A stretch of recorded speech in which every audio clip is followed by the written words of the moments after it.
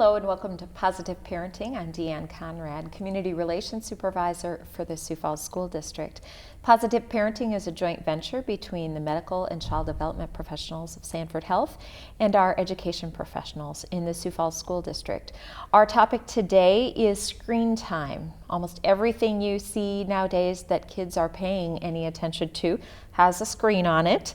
And we need to talk a little bit about what the rules should be in terms of what's appropriate and maybe how much is too much. It's easy to allow the kids to be in front of the television and then they pick up their iPod or their iPad or their iPhone or their whatever, and it can easily consume a good chunk of the day. So we're going to talk a little bit about limits and figure out what is the best choice for children at a variety of ages. So we have our guests joining us today to talk about this important topic, and we will start with you, Tressa, if you'd introduce yourself, please. Hi, my name is Tressa Dykstra-Van-Vorst, and I'm a pediatric nurse practitioner at Sanford Children's. I work in developmental and behavioral pediatrics. Thank you. And I'm Val Peters, and I am the early childhood coordinator for the Sioux Falls School District. so this topic of screen time and what's appropriate, what do we know about how all of these very fast and creative images in front of the eyes of our children, what do we know about how that impacts their brains and their overall health and life? We know that overexposure to those images makes it harder for kids to pay attention, makes it harder for them to get good rest at night, and depending on the types of media that they're receiving, if it's violent or explicitly sexual, that those can change their behaviors. Mm-hmm. So those very, we think, well, it's a learning opportunity, or there is, this program that they love and it's going to be a reward or something along that line. But there are really lots of different, whether we know it or not, the TV seems to be on. Mm-hmm. Everything seems to be accessible. What are there certain limits that we need to set for kids? The American Academy of Pediatrics recommends no more than 2 hours of high quality media during the day. Ooh, high quality. What does that entail? That might be programming that's educational. It could be games or apps that are educational and have a learning component. And I would probably argue that a parent or a caregiver be with the child when they're using those media. Mm-hmm. There's a little bit of a mismatch because right now the estimate is for most children they're spending 7+ hours in front of some type of screen. And again, a lot of that is uncensored and not the same type of high quality media that we would hope for. Right. I know you've paid quite a bit of attention to that too, because that does seem to impact how children are in the classroom. Mm-hmm. And so what have you found that is important for parents to know? Well, I agree with what you said, that the average child is getting a lot of media time and screen time. And screen time can be anything from TV, and not just sitting in front of the TV, but having that TV on, to being involved with digital media, whether it's an iPad, a phone, any type of where I'm in front of a screen. And what we know about kids and how kids learn is that they learn through authentic engagement with their environments, with people in their environment, with materials in their environment, and with activities in their environment that are developmentally appropriate and meaningful. So using media and screen time doesn't provide that for young children, so they aren't engaged. And even when a child is playing with toys on the floor and the TV is on in the background, that's interrupting that rhythm of play for children, and they focus on things that are happening or they hear on that TV. So just having times at home when there's no screen time. The TV is off, setting those boundaries and those limits. And I couldn't agree more with being actively engaged. If your child is on a screen or involved with a screen, you are there with them and you're talking about it. And you know what's going to happen on that screen before it happens in front of the child. Content is so important. Everything is labeled, it seems, educational. And yet, It's a buzzword for... As a parent, we need to know what is educational. So just because it says it's an educational app does not mean it's an educational app or an educational TV show, or that it's educationally relevant or developmentally appropriate for my child at this particular age. So many apps involve just touching or swiping, and that's not interacting with it in a way that engages children in the right way. It's so easy, though. It is easy, which is why I think we've seen screen time and media and devices become somewhat of a pacifier or a babysitter for children. They're amazed by it, and children, when you can hand a phone to a 2-year-old many times, and they completely can figure it out. Sometimes operate it better than the adult who owns the phone, which is kind of an indicator that maybe there's been too much screen time already. But for children to be ready for school later, they need to develop the skills of being able to wait for feedback, to be able to attend to an activity, and to be able to attend to an activity without getting an immediate response. So they're learning how to take turns, they're learning how to wait for an answer, they're learning how to problem solve. And when you're in front of a TV or a screen and that activity is happening and it's not necessarily meaningful, but it's just constant activity, kids aren't learning those skills that will allow them to participate in more authentic experiences. And again, those fast-paced sort of, I think of, even if it's a math problem or an app or something like that, 1 + 3 equals, and you touch it and you go, that might be encouraging the student to say, well, it's on my command. I'm doing this on my command. And so when I ask a question or need help with something in a classroom setting, I want it on my command. And that can really be a conflict of, this is the expectation here and this is the expectation here. It's different between the two. So I agree. I think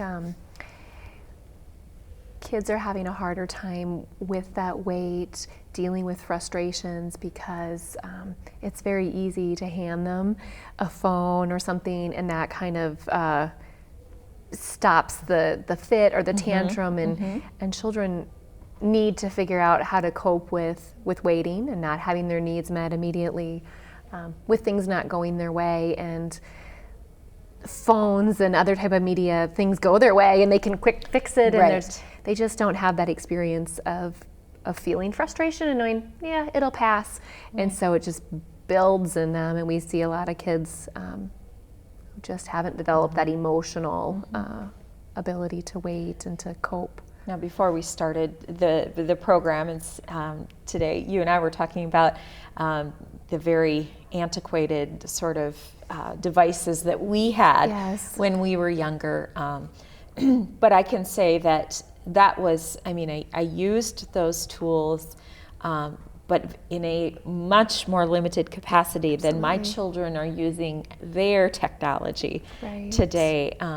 And so we probably have seen that increase, the amount of time, and I guess you indicated that with the number of hours. Right, and I think when you and I were talking about our little tablets or devices that we had, mine was purely math, and it was a great tool for me to pick up on speed. Sure. And I think that there are good apps out there and good opportunities, computer games. For me as a parent, talking with my children's therapist, whether it's a speech articulation kind of app to work on, or if it's my second grader who needs help with their math speed. But I think educators can really be a good avenue to help us decide, okay, what is educational? And then and using it in the right way. Sure, and there are suggestions.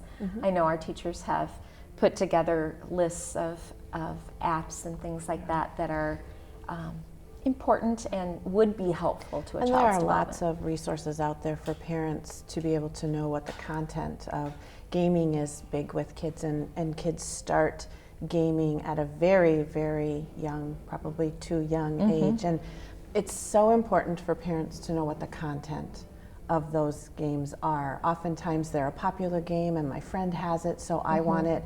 But parents need to be aware of what the age restrictions or limits are on the game and what the content is in the game, so that children aren't just surrounded by images that are they're not ready for. Appropriate. And primetime TV has changed over the years. The shows that maybe wouldn't have been on earlier in the evening are now on earlier in the evening. And we can often think as a parent, well, my child is doing something different. They're not paying attention to this, and yet they are. They're little sponges, and we as their parents need to be the ones who guard what enters their environment and know what that content is. So being a part of that activity with them, knowing ahead of time what they're engaged in. Social media, screen time it's become rapidly a part of our life. It's a part of our social lives, it's a part of our professional lives, and it's a part of our educational lives. And that I don't see changing. It's rapidly increasing, which means we have to keep up and we have to be very smart about what it is that we're bringing into our homes and into our lives of our children. I know that, a couple of years ago in the Sioux Falls School District, we started with the one-to-one technology initiative, and, questions at that time about, well, you're just adding to a child's screen time. Frankly, if we did not have technology, our children would be behind in terms of how others are learning, how the world is requiring people to learn nowadays. So it's kind of a mixed bag of, you have to weigh that out. And but even in the classroom, it's a good mix of book time and of, we're going to use the smart board now, and we're going to, do those different kinds of things. And that's what we as parents need to be able to do at home as well. So we know it's going to be a part of our lives. And so to be engaged with your child, to teach your child at a very young age what's appropriate and what's not appropriate. And kids will make mistakes. And so to take that mistake and help become a learning process for them, but set boundaries at home. So when is screen time and when is not screen time? For us at our house, as kids got older, it was harder to get everybody around the table at dinner, but that's one of the times that is a no screen time. When we're all there at supper time and we're talking, that's a no screen time. If we're going to go out to eat as a family, that's a no screen time. When we're in church, your phone's off and in your pocket, and it's a no screen time. So we had to start setting those boundaries very young. And more importantly than reinforcing those boundaries, we as parents have to model that. So if that's a rule at home, it's a rule for everybody. And kids will follow our lead. So if what I want to do is limit their screen time, I need to make sure I'm limiting mine as well. And I think screens have not only been an issue for children, but as parents, sometimes they take us away from attending to our child and their needs at home as well, and that can impact kids too. I think so. I think, if kids are in an infant seat or some type of container, so that their parent can be using social media, I think that is missing an opportunity. I think it should be used with caution. And the other thing I wanted to add about that screen-free time is that screens in a child's bedroom are detrimental to sleep. Light entering the retina, whether it's from a computer screen or an iPhone, changes the way that our body produces sleep hormones like melatonin. And so rather than thinking about supplementing, just using the common sense and keeping screens off. I hear from my kids, oh, if I had a TV in my room, Yes. I would fall asleep faster. Yeah. And I don't see that because when they're watching, they're very intently watching what's going on. I mean, you try to say, one of the children's names, it's time to do this, and they just have this look of like, they're dazed because they're paying such close attention that I can't believe that would actually help you fall asleep. And even if they do fall asleep in front of the TV, it changes the type of sleep that a child is getting. So their brain maybe wasn't as ready for sleep as needed to be, and so that deep, really restful sleep that kids need to recharge may not be occurring during that night of sleep. The other night I happened to be coming home from a work event. It was after 10 o'clock, and I saw a young boy and his father walking across the street from a convenience store, both of them looking at a screen. And the young boy, I would say probably 10 or 12, had I'm guessing it was a pop. It was in like a fountain drink cup. And I'm thinking to myself, oh my gosh, I am exhausted at 10 o'clock, and here this child has caffeine and the screen in front of him and is nowhere near ready for bed. But those limits, I think we all have to really think about how important Absolutely. that is to kids. I mean, we're sort of stealing away what their needs are by putting those things in front of them. I think of myself when I've had a night like that. I've had caffeine too late in the day, or I've just been overstimulated, and how I feel the next day. And then when you think of a child's brain being that much less mature, and all the things that they need to juggle at school, the social interactions, the academic, and how that is for them when they've had a late night or a not very restful night. Yeah, and then that again sort of exhibits itself in behaviors. Absolutely, Or certainly can, because they don't know how to cope with those things. And the behaviors get to be, not only is it just a disruption in a school day, but it in some cases the behaviors are becoming more and more serious and acting out and those kinds of things. And so it's teaching the kids all of these different things. Yeah. That's important. And setting the boundaries and the limits and the daily routines. So we know that having that screen time to fall asleep or right before we go to sleep isn't the best thing for kids. We know they need sleep. We also know routines are important, and we know that they learn best when engaged with individuals in authentic activities. So to set the limit of screen time is done at this time in the evening, and then you roll into those activities that can occur every day that help kids get ready for bed and calm themselves and engage with you as their parents. So reading stories, bath time, all of those things that can lead to a better night's sleep, which might potentially lead to a better next day for that child in school. Something I'm discovering as my children get a little older is, we did the bedtime stories and those types of things, and had, just one more book, and those types of activities before bedtime. Is that reading with your child doesn't have to stop when they enter school or when the reading minutes are no longer required, 20 minutes every evening or whatever the case is.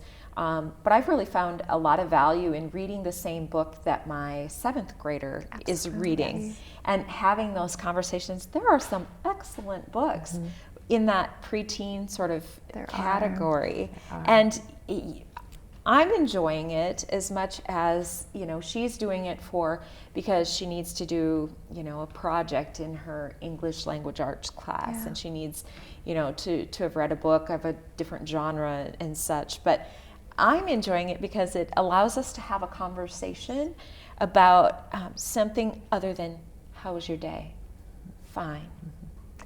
Conversation's over. It's still fun at that age to read to your child and then have them read to you, or say, I'm going to read this chapter, you read that chapter, and let's come back together and talk about what happened. And so to take those books at that, preteen and teen level and do it together as an activity It's great modeling for parents. Also keeps you in tune. And kids, I think, appreciate the boundaries and appreciate knowing that their parent is involved at that level. I think it's a great alternative to screen time. And the type that the fact that you're reading the same thing that your child is reading really opens the door again for those authentic relationships and becoming a better reader, because you become a better reader no matter if you're reading for fun or you're reading something that's more academic, sets the stage for success all the way through your life.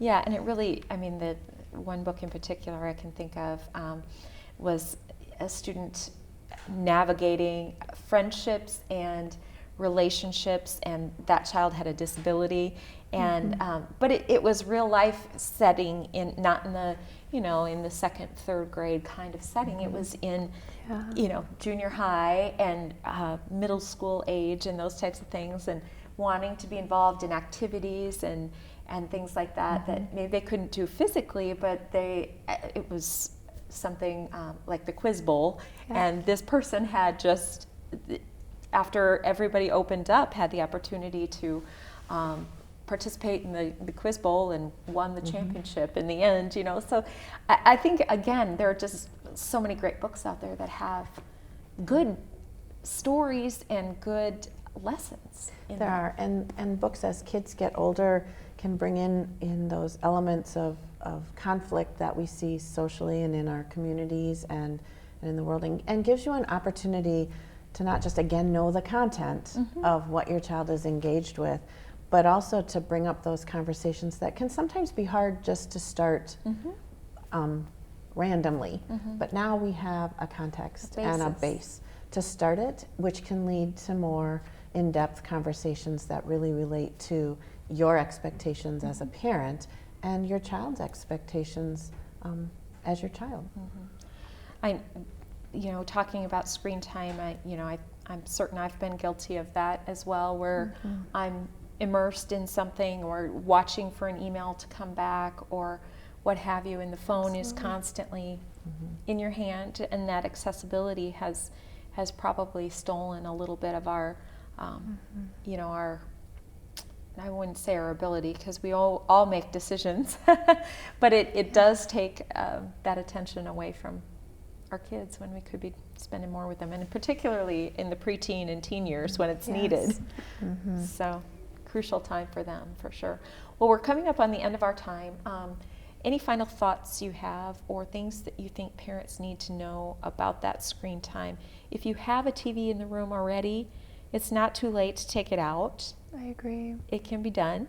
Yeah, I think it's a continuum. If we imagine most kids are spending 7 hours in front of a screen, it would be hard to go right down to 2 hours. So I think just a mindfulness of what you're doing yourself as a parent, as a role model with your phone or other screens, and then just working hard to make sure that there's more quality interaction, more face-to-face, keeping screens off during supper hour and other meaningful times, and then just trying to gradually cut back. And it is a good opportunity to, when the TV's on, okay, TV's going off. Yeah. Everybody pick up a book, or everybody, we're going to do this activity together. In my case, it's everybody walk around the house and pick up 10 little items and put them where they need to be, because that would be 50 items that I wouldn't have to, the little eraser that gets left on the couch because someone was doing homework, or those types of things. So there can be a benefit in all of this for you too, if you want to try something along that line. But any final thoughts from you, Val? I would agree with what has already been said, and look for those, because it is hard to change those habits, but look for those natural times when that might be able to occur easily and then build. So meal times, the TV can be off, and we limit that interaction with the screens. Another time is in the morning when we're all getting ready to go to school and to work. Just have the TV off. It's less distraction. We're focused on where we need to be and get going, and that might build then into more natural times when the TV can be off, and then replace that time with those quality interactions and activities for kids. Absolutely. Well, good ideas, and a challenge, I think, every one of us, if we're real with each other, a challenge all of us face. because it is so prevalent in our world today, having the accessibility of phones and iPads, and at work we're on computers all day long, and so it's a reality of our life, but it also has to be done with some thought in mind and some limitations set. So thanks for joining us today on Positive Parenting. I'll continue to work on my own screen time at my house and personally modeling the best behavior possible. So I hope you're willing to do the same. It'll benefit our kids in the long run. Thanks for joining us.